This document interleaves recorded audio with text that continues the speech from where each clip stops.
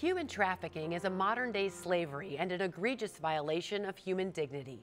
Traffickers exploit children, women, and men regardless of age, race, ethnicity, national origin, or socioeconomic status.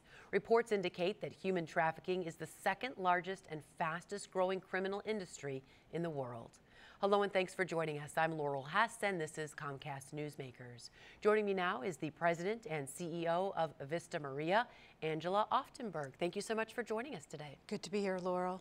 You've been treating and serving girls who have been victims of all types of atrocities for many, many years. But most recently, because of the rise, I would imagine, in human trafficking, you've expanded and implemented a brand new program specifically to deal with those victims? Yes, Vista Maria is the oldest, longest standing nonprofit in the state of Michigan with over 130 years of serving abused and neglected children. Through our work, we have realized that domestic victims of human trafficking is on the rise.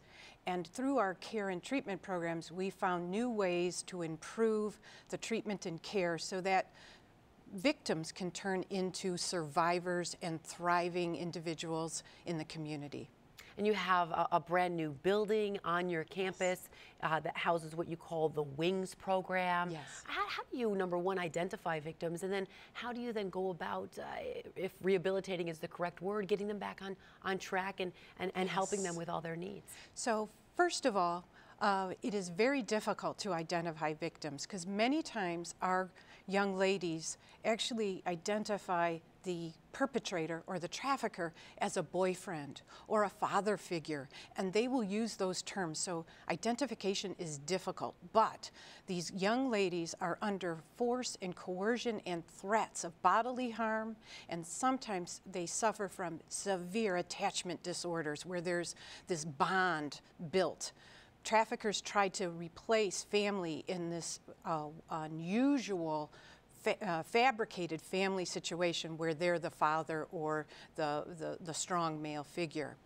Treatment is very complicated because many victims suffer from post-traumatic stress disorder, attachment disorders, and often traffickers get children addicted to drugs and alcohol as a way to keep them enslaved in these heinous crimes. So coming in with multiple issues. You're doing what you can, but I know there's also been some strides made in Lansing as well. Yes. A 21 bill package recently passed to address some new human trafficking laws? Yes, within the state of Michigan, prior to this, these new bills being signed, an adolescent 16 years of age and older could be criminally prosecuted for prostitution.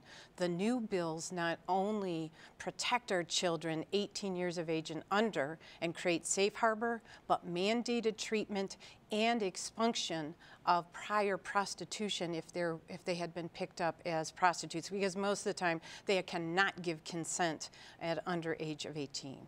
So it just kind of changes that, gives that 2-year leeway where now they're being treated as victims really as rather than criminals. Yes, and it's unusual and difficult because we have girls in our care that have been trafficked as young as ages of 11 and 12 and then as old as 18 and 19.